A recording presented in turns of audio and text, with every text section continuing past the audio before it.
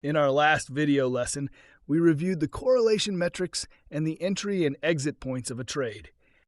In this lesson, I want to talk about market influence and several important factors we should check beyond the metrics before entering a trade. We'll go through when the pair trading strategy works best, when it's better to avoid opening new trades, and what you should review in the individual stocks before deciding to take a position. Pairs trading performs best in a neutral or sideways market. When the overall market is calm, stock movements are more stable and correlations remain consistent. In these conditions, deviations between the two symbols are usually statistical, not emotional or trend-driven.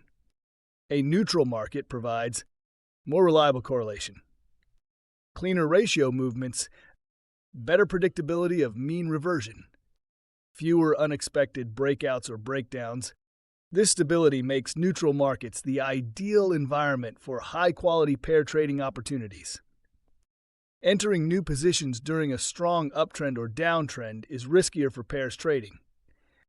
Even correlated stocks may move with different momentum or volatility when the market trends aggressively.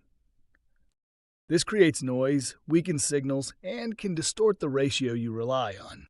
In trending markets, you may face sudden volatility spikes, momentum overpowering statistical behavior, temporary breakdown of correlation, higher chance of false entry signals, larger swings that delay or prevent mean reversion. For these reasons, it's often better to reduce exposure or avoid new entries when the market is moving sharply in either direction. Now let's talk about the symbols or the companies themselves. Before opening a position, it's important to determine whether the price movement that created the spread is natural and good for us or artificial and potentially dangerous. There are two things I always examine. First, let's talk about unusual news on either stock. If there is a significant news event that explains the sudden price move which triggered the signal, it's worth reconsidering the trade. In that case, the spread may not be statistical at all. It may simply reflect real, news-driven behavior. Second, earnings releases. If the price movement is the result of an earnings report published by one of the companies, the deviation may not correct itself in a predictable way. For the same reason, I avoid entering a trade when one of the stocks is scheduled to report earnings in the next few days.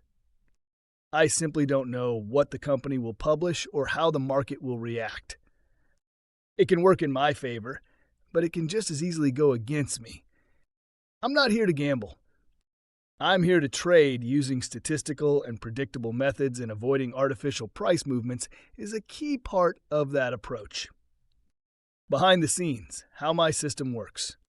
Here you can see the behind the scenes of my decision-making system. My system monitors thousands of symbols and pairs, checking their prices, volumes, calculating metrics, tracking earnings reports, scanning for news, and much more. This process runs daily, and at the end I receive a short list of potential pairs to review manually and decide whether they are worth trading. On this screen, you can see few of the news published in the last day on the symbols I monitor, along with a relevance score and an indication of whether the news is expected to push the price up or down. I'm currently working on making my system available for external use, so you'll be able to benefit from an automated tool that does all the hard work for you, monitoring the market, analyzing thousands of pairs, and generating a ready-to-review shortlist based on your own predefined metrics and rules. If this sounds interesting to you, feel free to join my mailing list and be among the first to access it once it's released.